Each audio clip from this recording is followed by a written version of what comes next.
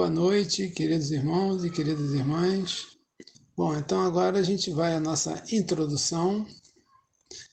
Como se divide o Livro dos Espíritos, né? Nós temos 4 partes, sendo a parte primeira composta pelas questões de 1 a 75. E do que trata a parte primeira? Das causas primárias. E que tem a sua correspondência, a sua ampliação no livro A Gênese, feito por Allan Kardec. E alguns podem pensar, mas 75 questões é pouco, né? Só 75?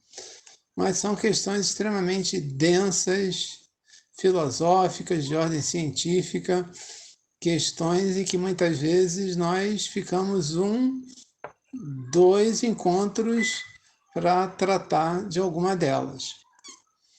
A parte segunda é a parte mais interessante, pelo menos em termos de novidade, né? Foi onde Kardec abordou as comunicações entre o mundo material e o mundo espiritual, né? Onde Kardec fala em 613 é o número da última questão, e 76 é o número da primeira. Quase 550 questões acerca desse plano espiritual, o mundo dos espíritos, que se complementa no livro dos médiuns. A parte terceira já vai das questões 614 a 919. 919 é a grande reflexão de Santo Agostinho, que compõe as leis morais, que foi ampliada, né, e trazida através da obra O Evangelho segundo o Espiritismo. E, por último, a parte quarta, que trata das penas e consolações, que vai das questões 920 a 1019. Também podemos dizer que é uma parte pequena, né? Aproximadamente 100 questões, que foi também complementado no livro O Céu e o Inferno. E quem quiser se aprofundar um pouco mais na doutrina espírita, tem o livro As Obras Póstumas de Kardec, que foram escritos, né, que ele fez de forma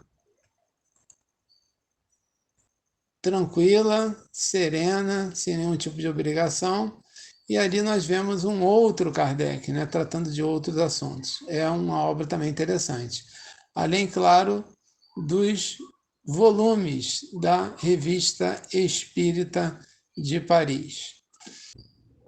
E agora, queridos irmãos, queridas irmãs, aqui presentes conosco e que irão assistir esse estudo no nosso canal do YouTube, vamos às questões reservadas para o estudo da noite de hoje.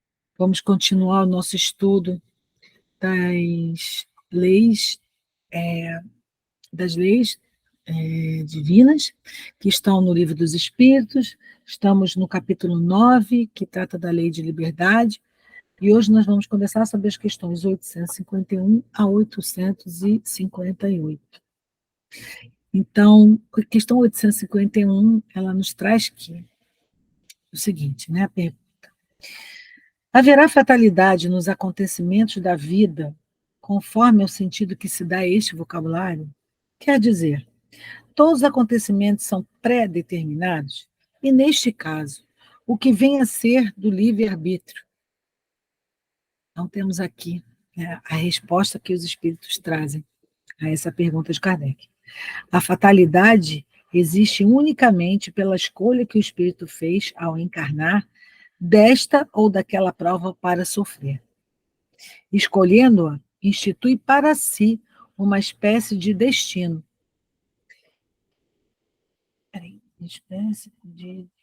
Que é a consequência mesma da posição em que vem a se achar-se colocado.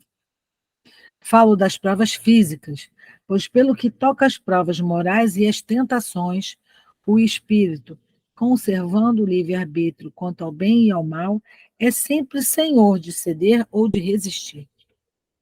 Ao vê-lo fraquejar, um bom espírito pode vir-lhe em auxílio, mas não pode influir sobre ele de maneira a dominar-lhe a vontade. Um espírito mau, isto é, inferior, mostrando-lhe, exagerando aos seus olhos, um perigo físico, o poderá abalar e amedrontar. Nem por isso, entretanto, a vontade do espírito encarnado deixa de se conservar livre de quaisquer peias, ou seja, de quaisquer impedimentos ou entraves. Então, aqui falando um pouquinho, né, falando dessa questão da fatalidade, o espírito, antes de reencarnar, ele escolhe, né, escolheu certas determinadas provas para que ele vá, pelas quais ele vai passar. Se ele escolhe passar por um determinado acontecimento, isso sim é fatalidade, porque foi uma escolha que ele fez, então é uma fatalidade, ou seja, vai acontecer. Mesmo assim, conforme a sua vida na Terra, ou seja, o andamento de como a sua vida na Terra se passa, esse andamento, né, essa vida, ela poderá modificar o seu destino em algum aspecto, dependendo do que ele vai fazer ou que ele está fazendo, por exemplo, em favor da humanidade. Miramês nos diz na obra Filosofia Espírita que há casos em que os benfeitores espirituais investem na criatura e encurtam ou alongam a sua vida, desde quando isso sirva para um bem comum. Deste modo, enfermidades escolhidas são removidas dos caminhos de quem escolheu, porque o mesmo trabalho que, em certa ocasião, somente elas poderiam fazer, o amor pode substituí-las com mais eficiência. Assim, podemos entender que a fatalidade é, pois, produto da escolha de quem quer progredir. Agora, falando em escolhas, as provas morais são as mais flexíveis, porque deixam a nós a decisão livre. Porém, por isso temos que exercitá-la com mais responsabilidade e em nossa defesa, de acordo com os ensinamentos do Cristo, em busca do nosso crescimento espiritual. Ou seja, temos que ter muito cuidado com as decisões que tomamos, porque essas que são as morais, principalmente, tomamos, são nossas decisões que falam no nosso coração e que às vezes podem estar equivocadas, né? Então temos que usar dos ensinamentos que nos vêm do Cristo Jesus para que a gente siga no caminho certo, né? É importante para todos, principalmente nós espíritas, que estudemos e meditemos sobre as palavras de Jesus e na doutrina dos espíritos, porque lá entenderemos melhor as leis de Deus que nos regulam e nos orientam em nossas vidas onde estivermos. Falando agora um pouco mais sobre a questão do livre-arbítrio, o livre-arbítrio pleno, do modo que muita gente entende, que muitos pensam, e na verdade ele não existe, mas sim do modo que a doutrina dos espíritos nos ensina. O que quer dizer isso? As provas que o espírito escolhe para despertar, certamente que, depois de despertado, elas não têm mais razão de ser. O espírito, pela vontade, pode crescer mais do que ele havia previsto. E é aí que está o livre-arbítrio, ou seja, ele foi tomando decisões melhores e ele, na verdade, superou algumas expectativas. Isso é o nosso sonho. Na maioria das vezes, a gente tem a sensação, né, de que a gente deixou ainda a desejar, em muitos casos, né, que não cumprimos totalmente o nosso projeto reencarnatório. E por isso, tantas voltas, né, tantas reencarnações pelas quais temos passado. Mas como já ouvi de muitos espíritas sábios, né, de muitos mestres, é que a melhor encarnação é aquela que nós estamos, então nós temos que trabalhar para o nosso progresso a cada momento, a cada instante, né? E usando para isso as leis de Deus, que são justas e sábias em todos os sentidos. Miramês nos lembra que existem muitos encarnados que sofrem por buscarem estes sofrimentos e muitos deles o fazem conscientemente. Por exemplo, quando se tornam aditos, né? Os vícios são portas de infortúnios e de dores sem conta. e que hoje quase todos já somos conscientes desses vícios que podem nos acontecer. Todavia, se conhecermos as leis que regem o corpo físico e as leis morais, poderemos cuidar melhor de si mesmos, de nós mesmos, e assim muitos males poderão ser evitados, até banidos pelos nossos próprios esforços. Não nos deixeis cair em tentação, né? A doutrina dos espíritos consoladora facilita com meios lógicos o entendimento das criaturas sobre as leis espirituais, de modo que elas fiquem mais visíveis a todos. Lembrando sempre que o trabalho de reforma íntima, de nossa educação espiritual, é desenvolvido de modo individual e paciente, mas seguro, para o trabalho, com resultados também no coletivo. Que sejamos constantemente envolvidos nas realizações do bem, do amor e da caridade, e que todas as fatalidades deverão, por força de misericórdia do Pai, ceder lugar à fé e às mudanças sempre para melhor. Assim a gente vai superar essas fatalidades que nós mesmos escolhemos, né? Ainda falando sobre a questão de fatalidade, nós temos a questão 852. Você pode levantar um pouquinho aí para mim, por favor? Obrigada, Vidal.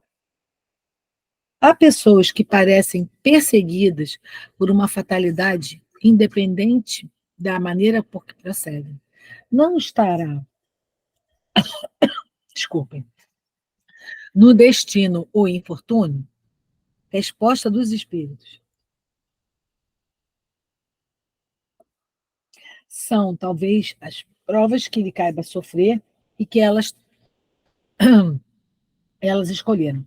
Porém, ainda aqui lançais a conta do destino, porque as mais das vezes é apenas consequência das vossas próprias faltas. Trata de ter a pura consciência em meio dos males que te afligem e já bastante consolado te sentirás. Nota de Allan Kardec a esse respeito, né? As ideias exatas ou falsas que fazemos das coisas que nos levam a ser bem ou mal sucedidos, de acordo com o nosso caráter e a nossa posição, de acordo com o nosso caráter e a posição social. Achamos mais simples e menos humilhante para o nosso amor próprio atribuir antes à sorte ou ao destino os insucessos que experimentamos, do que a nossa própria falta. É certo que para isso contribui algumas vezes a influência dos espíritos, mas também o é que podemos sempre forrar-nos essa influência, repelindo as ideias que elas nos sugerem, quando mais. Esta questão nos remete a situações ou a pessoas que parecem que estão sempre perseguidas pela fatalidade. Então, eu trouxe algumas considerações a esse respeito, né, com o apoio das orientações de Miramês. Há certamente pessoas que são perseguidas pela fatalidade. No entanto, Miramês nos esclarece. Elas escolheram essa fatalidade pelo seu livre pensar.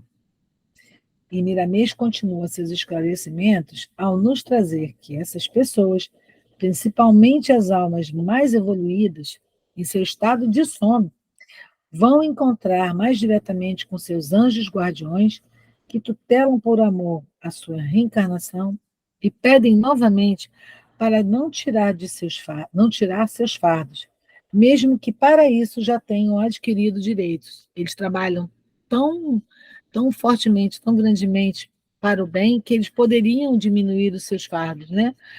Mas, na verdade, o que eles fazem nesse encontro, quando estamos em desdobramento no sono, eles conversam com os seus guias, né, com seus orientadores espirituais, e eles pedem para que essas provas não sejam tiradas, né? Por que elas fazem isso? Na verdade, elas parecerão massacradas pelos destinos para nós que estamos encarnados, né? Mas isso faz com que outras pessoas, as pessoas que estão ao seu lado, as pessoas que conhecem a sua história, aqui, né, no plano físico, a se sensibilizarem pelos seus sofrimentos. E assim, observando o quanto esses irmãos estão sofrendo, eles podem se consolar, eles vão perceber que muitas vezes os problemas que elas mesmas enfrentam são de menor, vamos dizer assim, de menor intensidade, menor, de menor importância, se é que essa palavra seria a melhor usada. Então, eles vão poder se consolar pelos próprios padecimentos, vendo como o outro aceita aquele sofrimento que lhe é imposto, né, sem saber que aquele sofrimento, inclusive, foi autoimposto, né, eles vão começar a se espelhar naquele exemplo.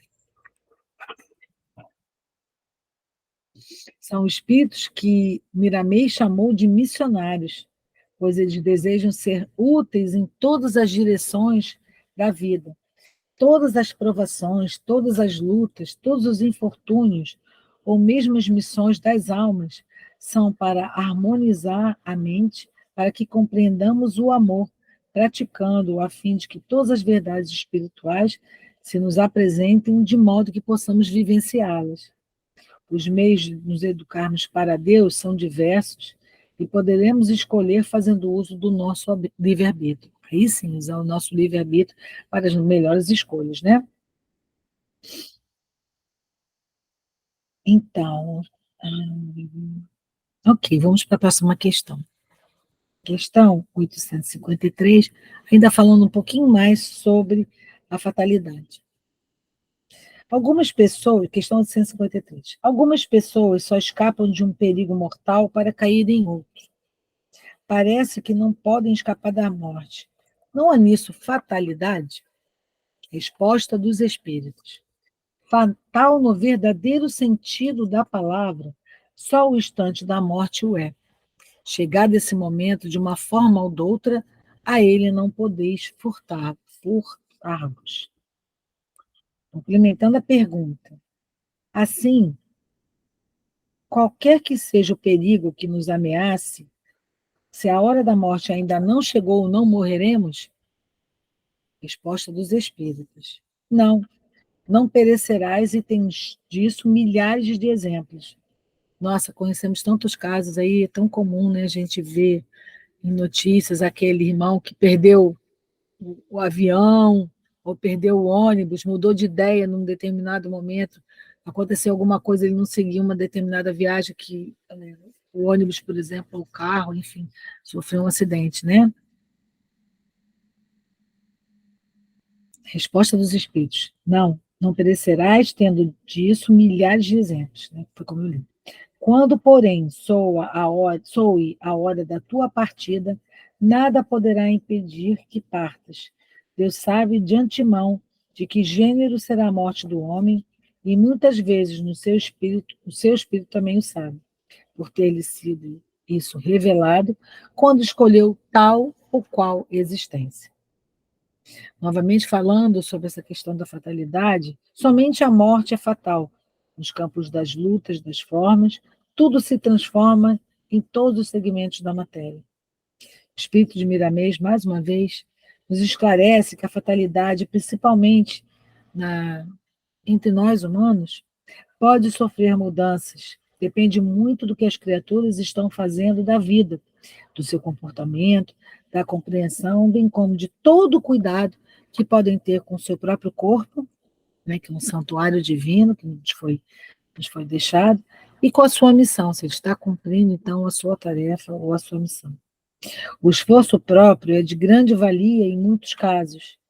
Contudo, por vezes, o próprio espírito é que não deseja o prolongamento da sua vida na Terra, pedindo que se cumpra apenas o compromisso assumido no mundo espiritual antes de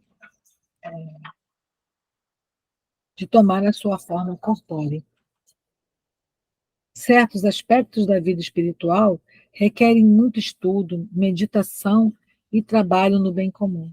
Nesse ambiente de amor, poderemos compreender melhor a função das leis de Deus nos nossos destinos. A fatalidade pode transformar-se em vida, como a gente falou, né, nas questões anteriores, dependendo da vontade daquele que criou a vida. Diante de Deus, tudo muda com a sua magnânima vontade. Não existia fatalismo no tocante a Jesus, porque ele dominava tudo pelos seus poderes, pelas suas características de espírito elevado.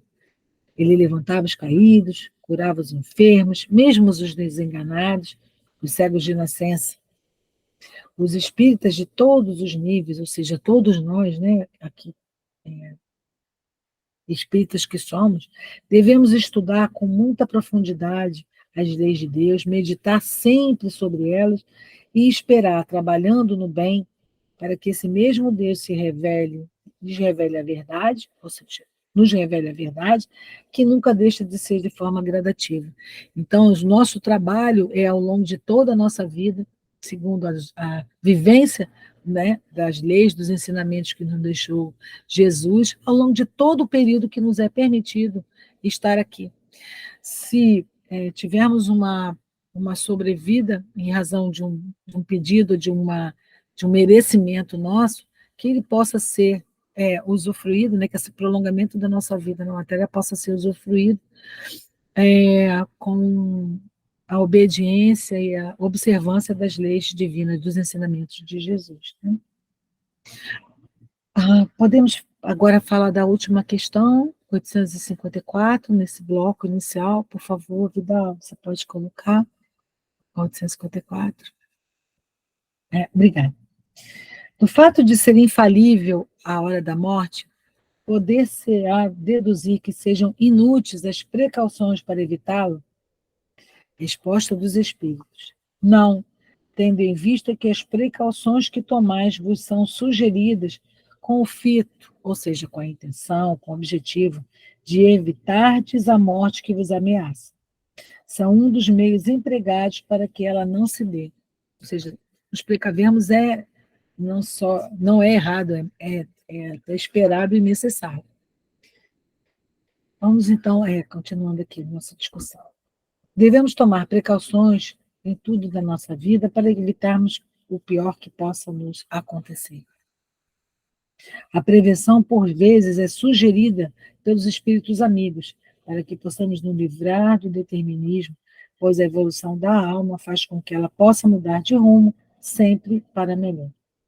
Muitas ciências e técnicas de prever o futuro são difundidas por toda parte. Entretanto, se observarmos, veremos em todas elas se prendem ao fatalismo.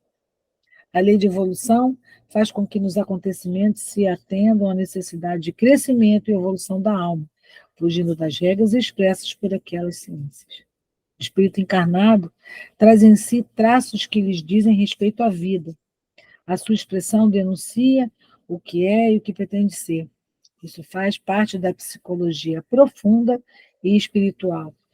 E esses traços podem mudar com a mudança interna das criaturas. O espírito evoluído domina o determinismo e avança pela sua liberdade em campos diferentes, onde o fatalismo deixa de existir e os acontecimentos passam a ser de acordo com os profundos ideais da sua alma. Nada se destrói, nada se acaba, mas tudo muda de acordo com o progresso proposto pelo mandamento de Deus.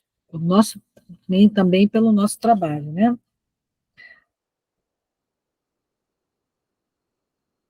A melhoria do ser humano é uma lei. Devemos lutar todos os dias para nos livrarmos de todas as agressões naturais dos meios onde vivemos. Devemos cuidar da nossa proteção, do que comemos, de como vivemos, se fazemos exercício, para trazer para o nosso dia a dia, né?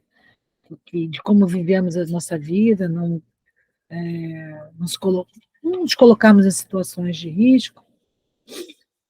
E podemos também pensar que enquanto estivermos desencarnados, né, quando estivermos no plano astral, se estamos isentos de tomar também precauções. Não, não estamos isentos, porque lá também sofremos influência de espíritos que possam estar próximos de nós. Então, estamos sujeitos a essas interferências. E isso sempre nos cabe a decisão, o nosso livre-arbítrio. Em qualquer estado ou situação, seja encarnado ou desencarnado, devemos vigiar e orar, como nos preveniu Jesus, cuidar dos nossos pensamentos, dos nossos atos, das nossas atitudes e dos nossos pensamentos. Um espírito altamente evoluído pode chegar a dizer que ele é a vida, sou a vida, porque nos seus caminhos, nos meus caminhos não há morte. As transformações operadas nesse espírito vêm por força do seu amor e da sua paz interior, que nada perturba.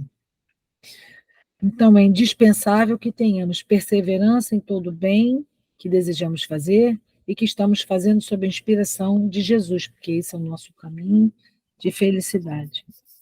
Dentro de cada um de nós existe tudo para o nosso crescimento espiritual e as devidas defesas, e também o amor e a caridade. Deus não esqueceu nada. Ao empreender essa vigilância, é o próprio Deus que está nos ajudando a quem deseja ser ajudado. Então, assim, nessa precaução, né, nós vamos cuidando de como vamos viver, de como temos que seguir na nossa vida, nos precavendo, cuidando de nós mesmos também, para que o nosso desencarne se dê como terminada a nossa tarefa, a nossa missão aqui no plano terreno. É isso, Vidal, é isso que eu tinha para trazer para a nossa conversa de hoje. Eu passo a palavra para você. Obrigada. Muito bem, dando continuidade, sobre essa precaução ainda que a Beth falou, eu pensei aqui num outro nome para ela, instinto de sobrevivência. A natureza nos deu isso desde o nosso estágio anterior no reino animal. É um dever nosso tomar todas as medidas possíveis para evitar a morte. Se ela chegar, se é a hora, temos que aceitá-la, sabendo que é apenas uma transição. Mas não se justificaria nos entregarmos aos riscos e aos perigos da vida só porque a morte é inevitável algum dia, não necessariamente hoje e agora. Na questão 851, aí Kardec sempre exaurindo as coisas. Com que fim nos faz a providência correr perigos que nenhuma consequência devem ter? Então, a vida é cercada, a vida nesse planeta é perigosa. A nossa vida orgânica é frágil, muita coisa pode comprometer a existência do corpo físico. E nós vivemos levando sustos de todos os tipos. Ok, isso tem algum objetivo? Pergunta Kardec. A resposta é: o fato de ser tua vida posta em perigo constitui um aviso que tu mesmo desejastes, a fim de te desviares do mal e de tornares melhor. É quase que já um fato bem estabelecido e bem aceito de que o risco de vida, a proximidade da morte está, olhar, tem até algumas expressões em ver a morte face a face, tem um grande poder transformador. Nos faz repensar toda a nossa existência, os critérios, as decisões que nós tomamos, porque a gente sempre fica pensando ao longo dos anos que um dia, nós nunca estamos preparados para ser hoje ou amanhã. Quando de repente parece ser hoje ou parece ser amanhã, a gente balança. E ao balançar, reavalia muita coisa. Então, o mundo espiritual se aproveita disso. Eventualmente quer dizer o seguinte, até provoca, né? Provoca esses sustos. Se escapas desse perigo, quando ainda sob a impressão do risco que corres, quer dizer, tive uma dor cardíaca, desmaiei, fui levado para o hospital, me ressuscitaram, estou vivo. Puxa vida, escapei. Aí eu começo a cogitar mais ou menos seriamente como me melhorar. Conforme sejamos, claro, mais ou menos fortes, conforme sejam mais ou menos fortes, as influências que os bons espíritos têm sobre nós. Porque se eles aproveitam esses momentos, eles vão tentar nos intuir as melhorias e o que nós devemos corrigir. E isso é uma queda de braço, porque o outro lado também está atento. E se nós deixarmos, somos nós que damos o espaço, se nós abrirmos espaço para que os maus espíritos se aproximem, e mal não é que o espírito seja mal assim, que um espírito ainda aberto ao mal, entras a pensar que do mesmo modo que escapares a outros perigos, escapares desses, vamos escapar de outros. Então, não preciso me preocupar. Ou seja, o bom espírito aproveita o susto. O mau espírito, nada, deixa para lá, você escapou desse, vai escapar do próximo, esquece o negócio de morte. Vai tentar nos impedir de aproveitar esse momento para reavaliação. Por meio dos períodos que correis, Deus vos lembra a vossa fraqueza e a fragilidade da vossa existência. De fato, teve um dia que eu, do nada, me abaixei, tive, sei lá, um refluxo, e minha glote se fechou, parei de respirar. Eu lembrei de uma amiga nossa que morreu com um filho num restaurante. Do nada, assim, pimba. Eu só imaginei, 3 minutos. Daqui a 3 minutos eu desmaio e aí não faço mais nada. Então eu tinha 3 minutos para conseguir recuperar a respiração. Demorei uns 40 segundos. É uma reavaliação interessante. Talvez seja o susto maior que eu tive nesse sentido. Se examinares a causa e a natureza do perigo, verificareis que, quase sempre, suas consequências teriam sido a punição de uma falta cometida ou da negligência no cumprimento de um dever. Sim, passamos por um problema, não desencarnamos, mas foi um problema, sofremos com isso, tivemos uma crise moral, financeira, emocional. Quando os, os problemas acontecem, acho que a nossa segunda reação, pelo menos a primeira, claro, é sair dele, que seja avaliar o que eles vieram nos ensinar. Aí eu passei por essa situação, o que eu tenho a aprender com isso? O que eu estou fazendo de errado na minha vida? O que eu já posso ter feito no passado? Que decisões eu estou tomando, tá? Que poderiam exigir este tipo de experiência? Fui despedido do trabalho, minha vida financeira foi para o buraco.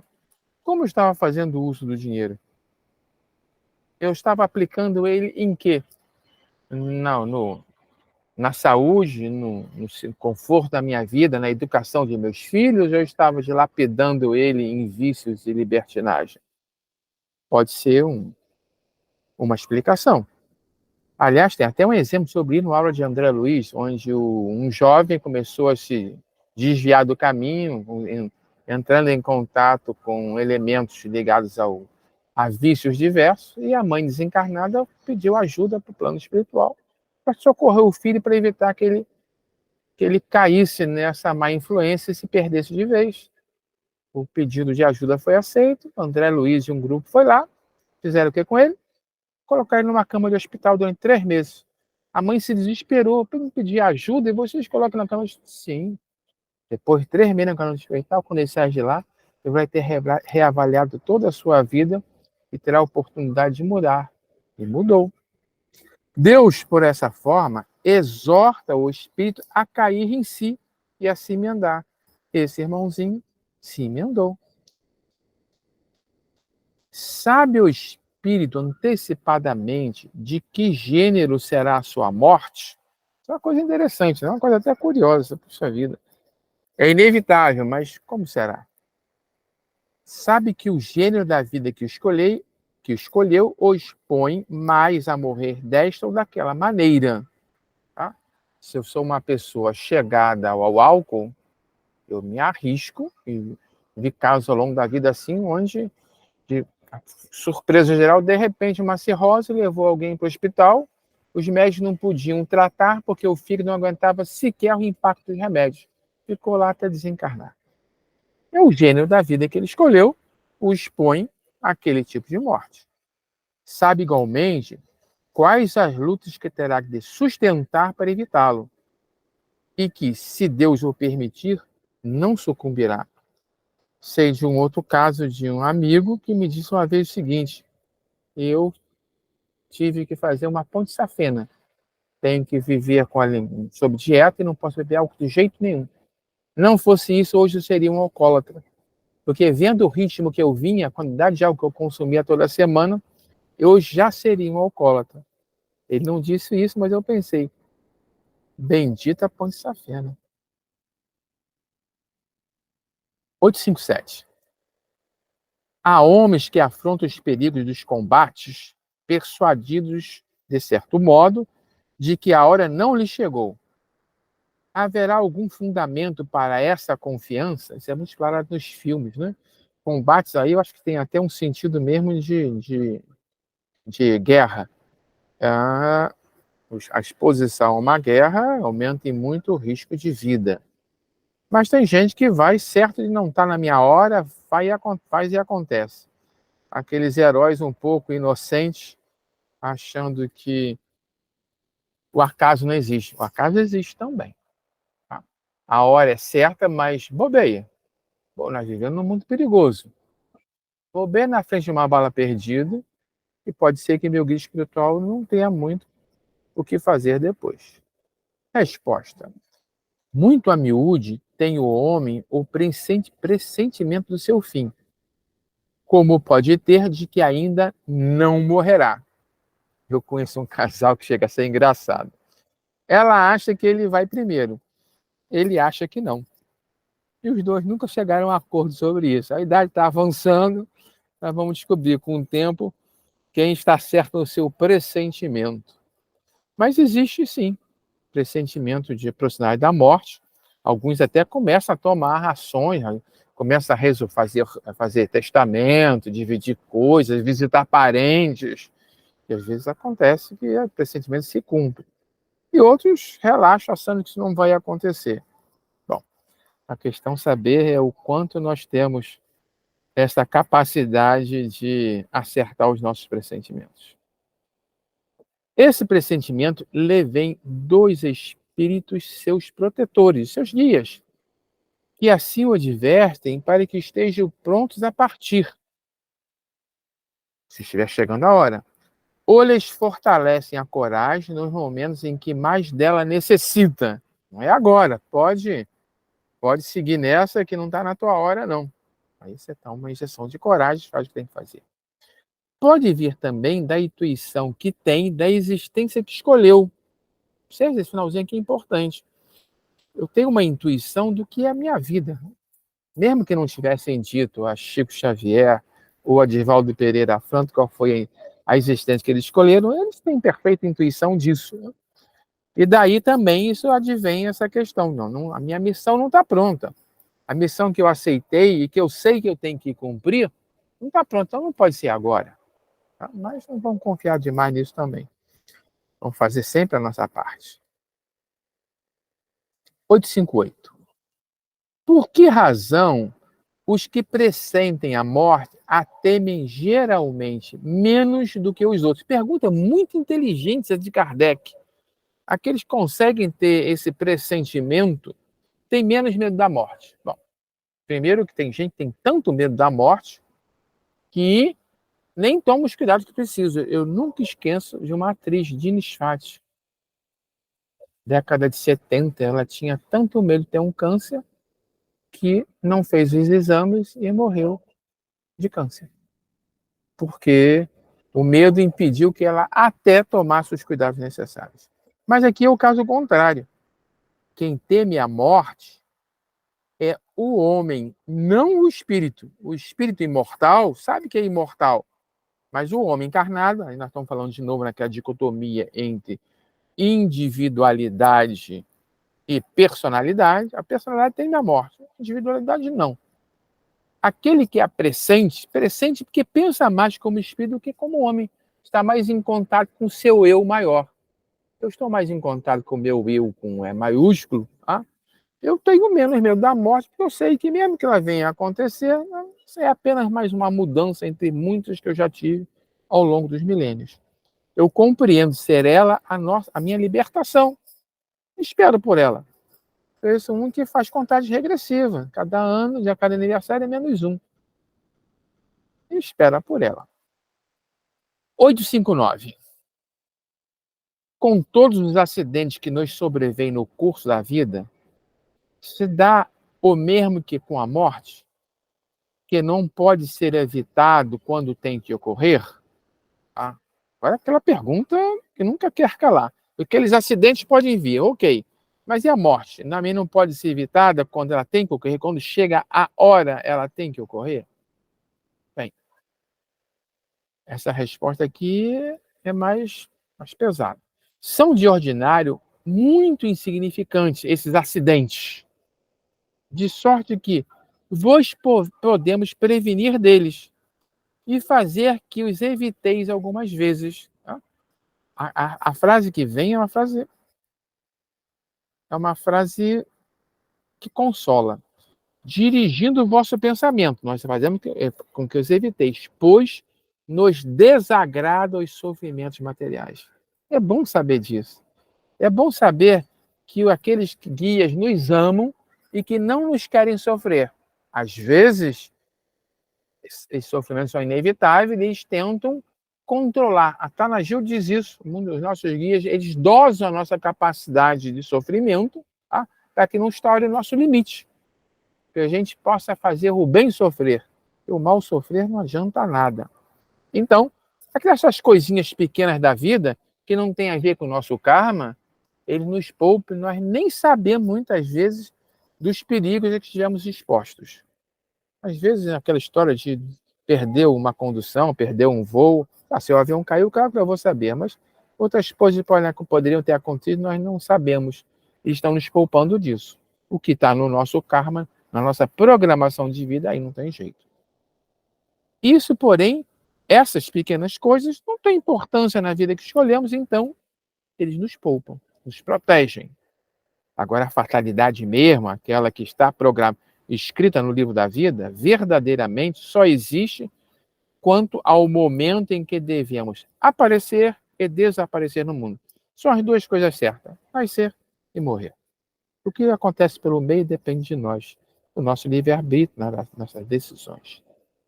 Haverá fatos que forçosamente devem dar-se, e que os espíritos não possam conjurar, embora o queiram. Sim, mas tu vistes e pressentistes quando, no estado de espírito, fizeste a tua escolha. Ou seja, aquilo que há de fatal é fatal hoje. Antes de encarnar, nós podemos participar das decisões e usar o nosso livre-arbítrio para concordar ou discordar, claro, depende do nosso grau de evolutivo, né? Desses casos fatais. Agora não. Aceitamos, reencarnamos, agora virou fatalidade.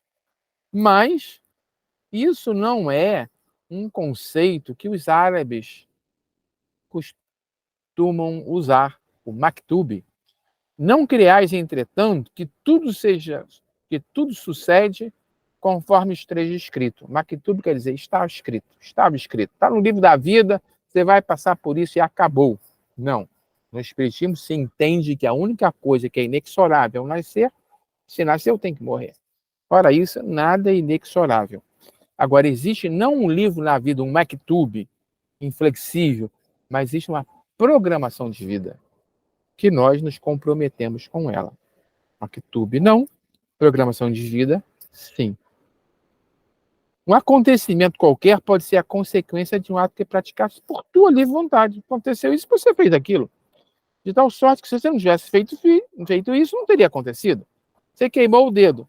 E se você foi imprudente, efeito material da tua imprudência, nada além disso. Não é um maktub. Para finalizar, e aí eu queria mais uns 3 minutos aqui. E aqui tem uma coisa inesperada para mim.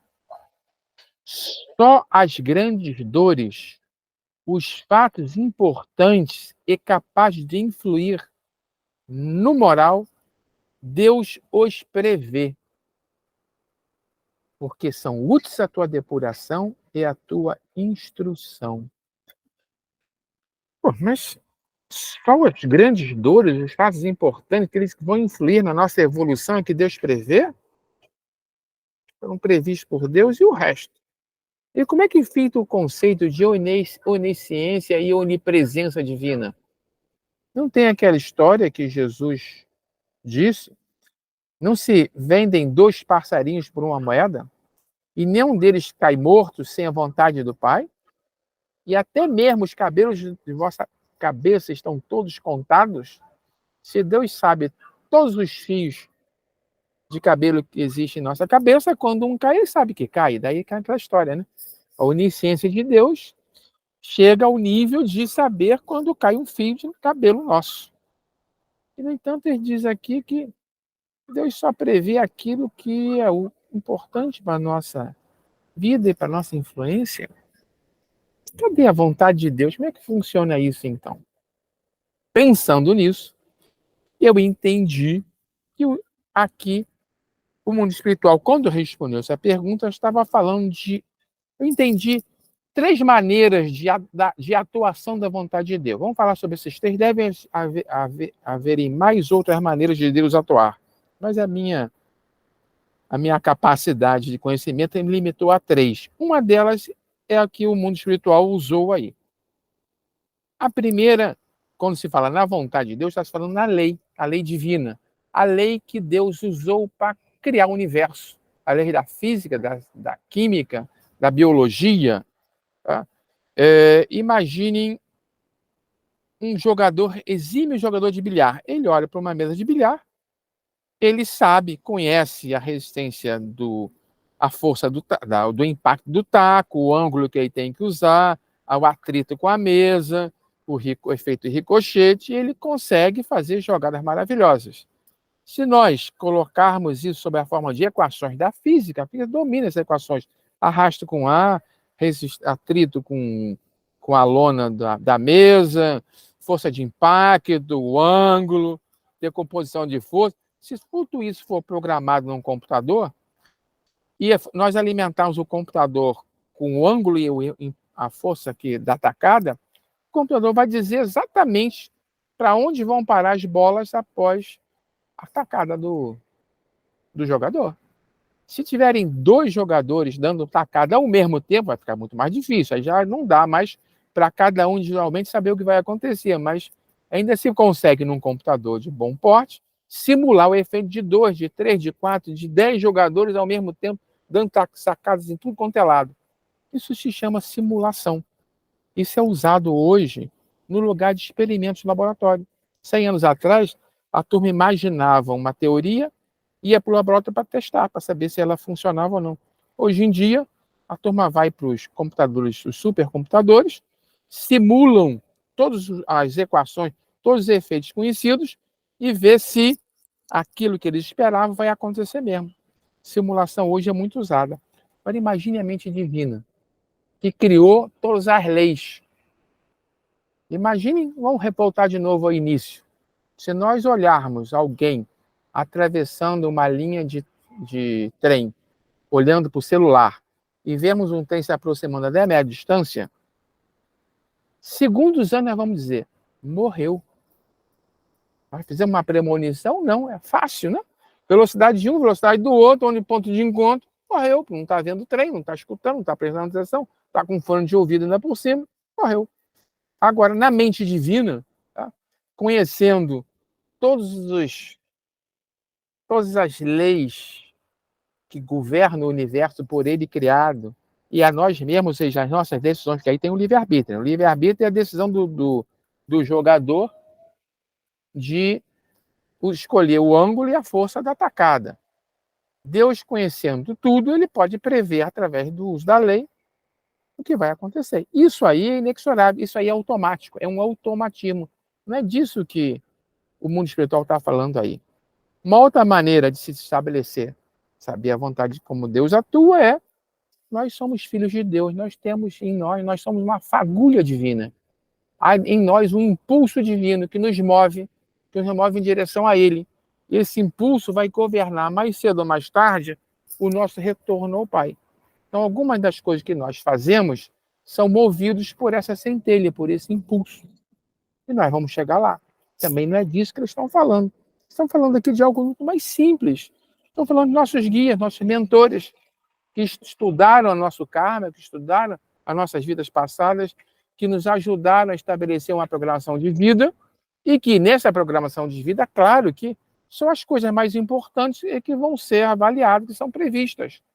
Se eu, por um descuido, atravessar a rua e for atropelado, não estava na minha programação de vida, foi um descuido meu e não foi previsto por ela. Eles vão tentar interferir, vão tentar me alertar, vão tentar alertar um médio do lado, cuidado, para aí.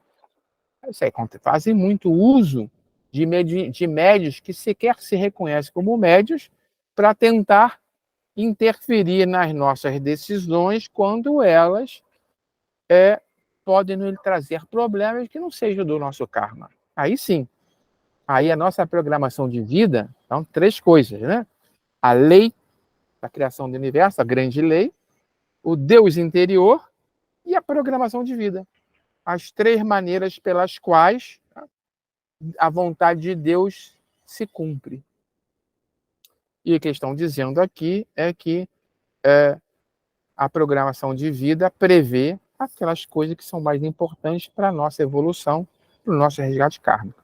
E o resto eles vão tentar, na medida do possível, nos ajudar a contornar e a evitar. Eu acho que eu falei um pouquinho até mais da conta. Beth, encerramos. Acho que sim, né? Sim, podemos fechar com a O peça. Itamar está chegando agora no finalzinho também, então abri aqui para ele. Se alguém quiser ainda fazer algum comentário, estamos todos abertos. Podem falar à vontade que a Beth responde. Estou aqui, tô aqui filosofando a respeito do que você estava falando agora, sobre essas, Dá o que pensar, leis, né? sobre. Dá o que pensar, realmente. Dá o que pensar. Já é tão difícil quando a gente mesmo já faz o nosso projeto reencarnatório, que a gente chega aqui para encarar o bicho de frente, já é complicado, né? Já parando para pensar sobre desse jeito aí, a gente realmente fica, né, com mais coisas a pensar, né? E também dá para pensar na própria vida como um todo, né? Essa questão das características de vida, né? Divinas, do Sim. onipotente e onisciente. Eu esqueci de dizer o seguinte: essa terceira forma de programação de vida é uma outra técnica que Deus usa do delegar. Né? Nós temos uma família, a pessoa que tem uma família grande, 5 filhos, delega para os filhos mais velhos ajudar a cuidar dos filhos mais novos. Então, essa terceira, esse Deus prevê, é a função da delegação que ele faz para os seus filhos mais velhos, nossos guias, nossos mentores, os arcanjos e anjos, cuidarem dos filhos mais novos, que somos nós. Eu estava pensando nisso, né? Fica ali, assim, a lei está ali, o pai está ali, e todas essas atitudes, tudo que a gente precisa fazer está sendo ali orientado, controlado, né? Por esses irmãos que estão ali do nosso lado, e nós fazendo o nosso papel junto aos nossos filhos e aos nossos, né, às vezes invertendo os papéis aos nossos pais quando ficam mais velhos. Então é um grande aprendizado no final das contas, quando ele fala ali em instruções, né, que coisas que nós precisamos aprender a parar, são aquelas coisas que a gente vai parando ao longo da vida, embora ela possa não ter sido o motivo principal de uma encarnação, né? Às vezes a pessoa chega com uma tarefa, e temos as tarefas acessórias que vão também nos polindo, né? Acho que é isso. É isso. Então tá certo. Então, Itamar veio fechar o ano de 2000. fui fazer a prece final. Tá feliz da vida hoje? Nosso último encontro esse ano. Isso. Então, deixa eu aproveitar para desejar a todos, né, que estão aqui, os que não puderam estar conosco hoje, mas que estão sempre assistindo os nossos vídeos, estão sempre conosco, que nós desejamos, né, um Natal de muita paz, de muita harmonia, de muita luz, né, junto àqueles que nos são queridos no coração. Um 2024 também de muita prosperidade, de muita luz, de trabalho, que a gente já sabe que vamos trabalhar bastante em 2024, trabalhar por nós, né, pelo nosso crescimento. Estaremos aqui de volta no dia 27, é isso? 27 de janeiro. 27, né, Itamar? Dia 27 de janeiro, ele botou um polegar para cima ali. Dia 27 de janeiro estaremos de volta, pedindo para o pessoal deixar sempre lá o like nos vídeos no YouTube, para que a gente possa ter mais visualização e aí divulgar melhor o trabalho do grupo, né? Nós temos o trabalho de prece, temos o trabalho do Evangelho no Lar, então temos várias atividades aí, além do estudo do Livro dos Espíritos. Então, o nosso objetivo é divulgar cada vez mais essas atividades que ocorrem também aqui em paralelo a esse estudo de sábado. Então, acho que é isso, né? Então, vamos para a nossa prece de final de ano, de final de tarefa desse ano de 2023. Temos que encerrar mesmo, não tem jeito, né? Então vamos. Temos que encerrar, então vamos fazer a nossa prece. Vamos lá, Beth, para o ímpar. Ah, pá! Não, tá bom, eu faço. Pode deixar, tá cansada. Tô cansada. Então deixa que eu faço. Querido Mestre Jesus, amigos e mentores espirituais, estamos agora fechando um ano de estudos, de trabalhos, de vida, de experiências, de amadurecimento, de interações com irmãos dos dois lados da vida. Foi um ano produtivo, diferente.